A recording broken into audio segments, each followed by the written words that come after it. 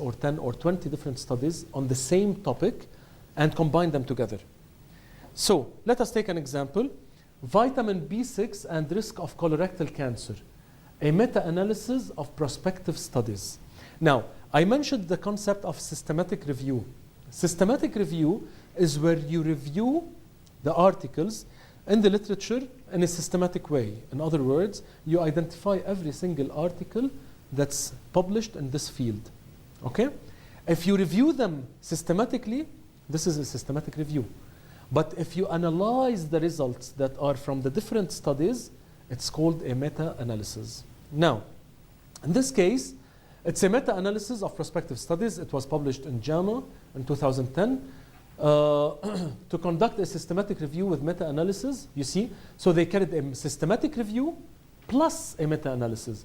Systematic review, they identified the studies and they reviewed them.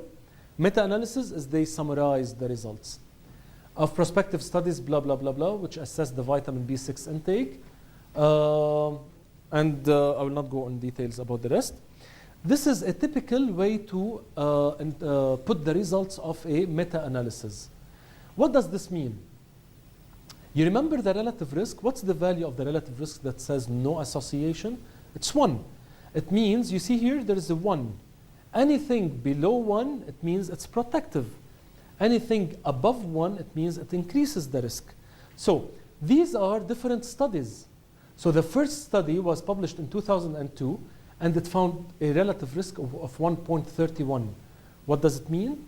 Those who are taking vitamin B6, okay, have higher chances of colorectal cancer. So B6 increases the risk of colorectal cancer. In 2005, another study was carried out, and it found a relative risk of 0.66. Meaning B6 reduces the risk of colorectal cancer. And so on and so forth. So 0.66, 0.68, 1.14, 1.39, 0.82. So it's very contradicting, right? So which one, if you are a practitioner and you want to take the results of this, whether you will give this drug to patients or not, what would you do? What you would do is, instead of taking each one of these alone, you combine them through a meta-analysis and you get the overall being 0.9. So all the studies taken together, the final effect of B6 on colorectal cancer is 0.6. So meta-analysis and systematic review are methods to combine different study designs into one conclusion. Now, hierarchy of study designs, of course, which one is the best is the systematic review, because it takes into consideration not only one study, it takes into consideration maybe 5 or 10 or 20 studies. Below that, it will be the randomized control, double-blinded studies. Below it, you have the cohort, observational. Below it, it's the case control, and underneath it, it will be serious case reports and other non-scientific or different types of research. Now, I have talked about biases, and I think I will talk about the biases now. Internal validity, it means the lack of bias. If you have bias, the study is not valid. Whenever you have bias, the study will not be valid.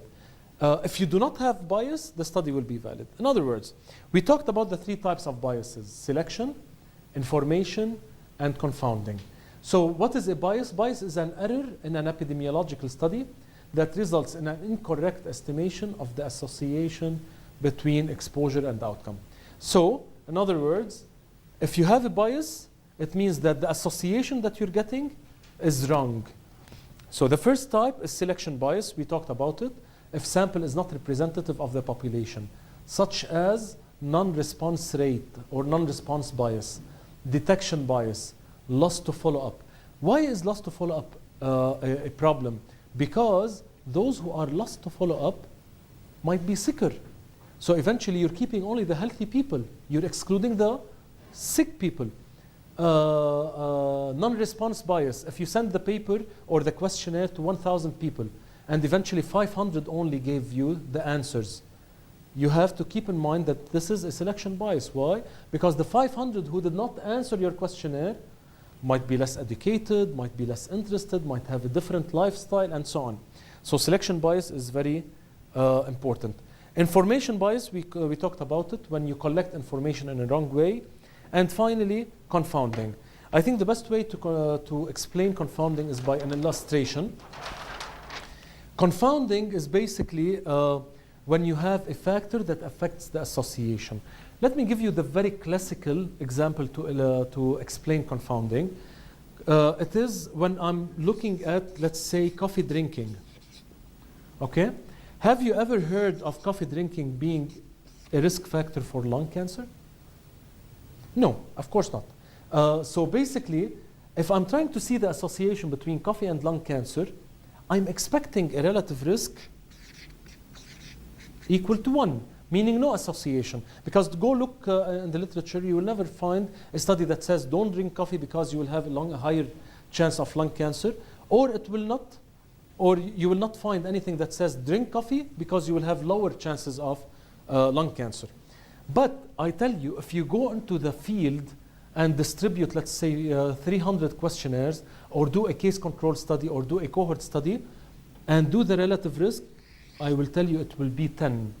What does it mean? It means that those who are drinking coffee are 10 times more likely to have lung cancer.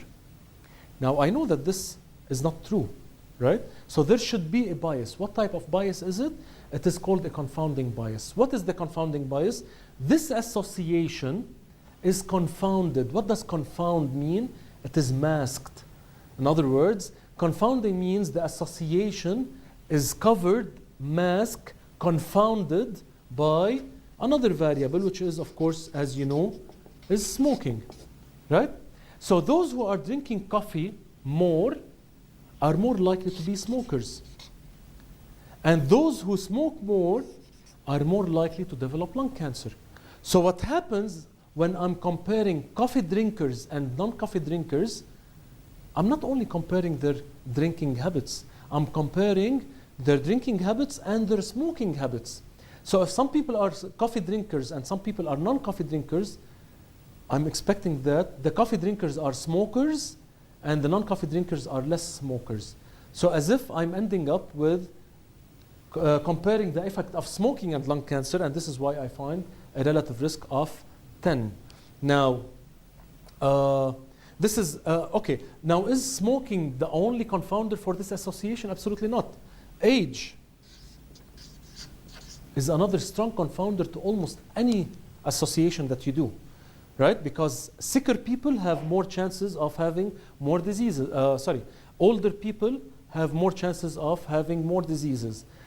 Gender,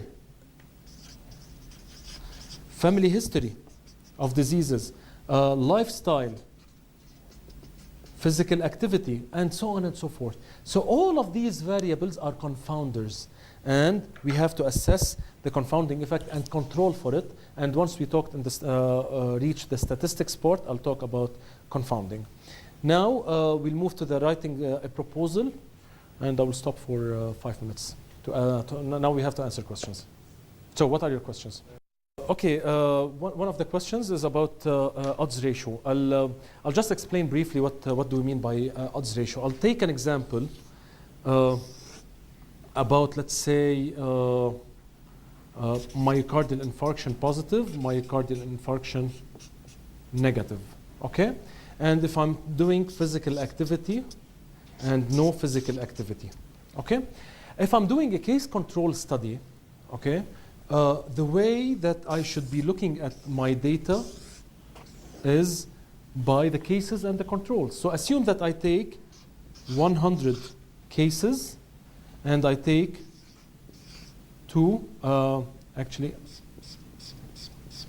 and I take 100 controls, okay? So I take 100 cases and 100 controls, and I want to look at their history. So I looked at their history retrospectively, and I found 20 here are physically active or were physically active, and of course 80 were not. And assume that I find here 10 and 90 were not, okay? According to this, if I calculate a relative risk or a prevalence rate, as I do in the cohort or the prevalence or the cross-sectional study, what shall I get? I will get a relative risk of 20 out of 30. And 80 out of 170. In other words, it will be 20 out of 30 divided by 80 out of 170. This is a relative risk, okay? But I have introduced earlier that a case control study, we can decide how many controls per case. So we said that we can take 2 controls per case, 3 controls per case, or 4 controls per case. So assume that instead of taking 100, I took 200 controls, okay? Because I want my study to be more powerful. I'm expecting here to be 20 people and here to be 180. Is that right? Okay. Now, what happens to the relative risk? The relative risk, it will be 20 out of 40 and 260 here, right? So it will be 20 out of 40 divided by 80 out of 260. I will give you another scenario. If I take 300 here, and eventually here it will be 30, and here it will be 270, and eventually it will be 20 out of 50, and 270 plus 80 is 350 divided by 80 over 350.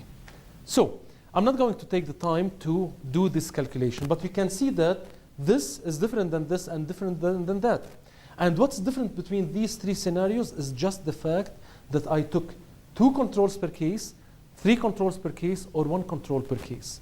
So you can see that the relative risk is not a good measure. Okay. Now let me do the odds ratio. The odds ratio is by doing the following. Again, I will draw it. Myocardial infarction positive, myocardial infarction negative, physical activity positive, and physical activity negative.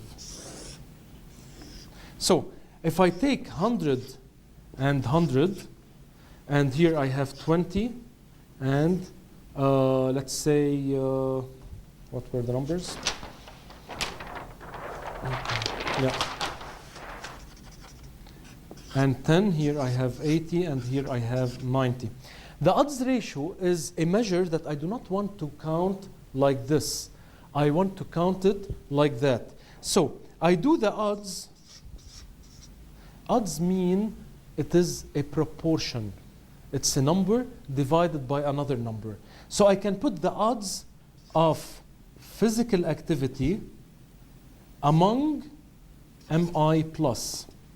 So in this group, because it's a case control study, I have to go about it like that. So in this group, what is the odds? It's 20 over 80. Okay? So it's not like the prevalence or the incidence or the risk where I divide 20 over the total. I divide 20 over 80. Now the same thing, I do the odds of physical activity among negative MI, and it will be 10 over 90. When I divide them by each other, this is what? Assume that this is A, B, C, and D. So it's A over C, and this is B over D. If I divide them by each other, it will be AD over BC, which is this one times this, divided by this over that. Now what's nice about the odds ratio is that I can either put A over C divided by B over D, or I can put A over B divided by C over D. In other words, I can put A over B divided by C over D, and the answer will be AD over BC. So the conclusion would be, in a case control study, the methodological aspect behind not being able to do a relative risk is because we are starting with the outcome. Okay? Since we are starting with the outcome, we cannot do a relative risk. We have to do something else. Now, because the case control study, we are doing it like this, I have to do the calculation like that. So I would say, instead of calculating the percentage, I will calculate the odds. The odds is A over C, and the odds are B over D. I get the ratio, it will be AD over BC. So although I do it like this, but I want to interpret it like that. This is why if I do the calculation this or this, it will be exactly the same. And this is why, although it's a case control study, starting with the outcome, I can interpret it as the exposure. So the conclusion will be those with physical activity are more likely to have MI, although this is opposite of the study design of the case control. The study design is cases, controls. So I should explain it that cases are more likely to be physically active. But it doesn't make any sense to say if a person is MI, they are more likely to have physical activity in the past. Logically, it does not make sense. This is why the odds ratio, although if I calculate it like this, I can say or interpret it like that. Is it clear? Okay. Any other question?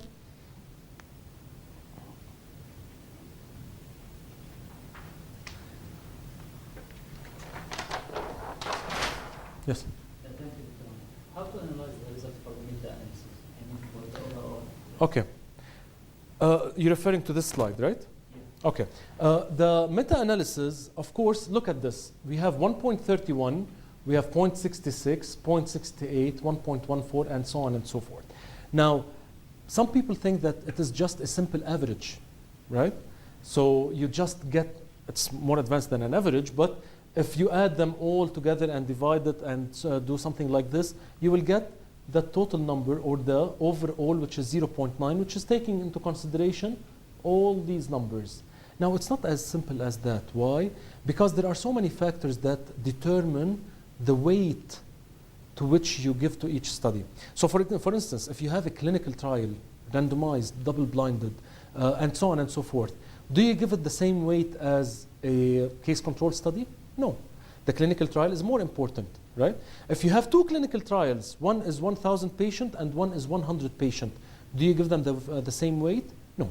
So the point is, just to oversimplify it, the way you calculate the 0.9 is by getting a weighted average or a more sophisticated way of combining them based on the quality of the data, the sample size, and so on and so forth. Okay? It's more sophisticated, but you're not expected to know how to calculate it rather than just how to interpret it. Any other questions? Thank you, Dr. Hani. Can you explain to me what's the difference between efficacy and effectiveness? Thank you. Okay. So we said that efficacy is when I'm interested to see if a patient takes the drug, would they have lower or higher chance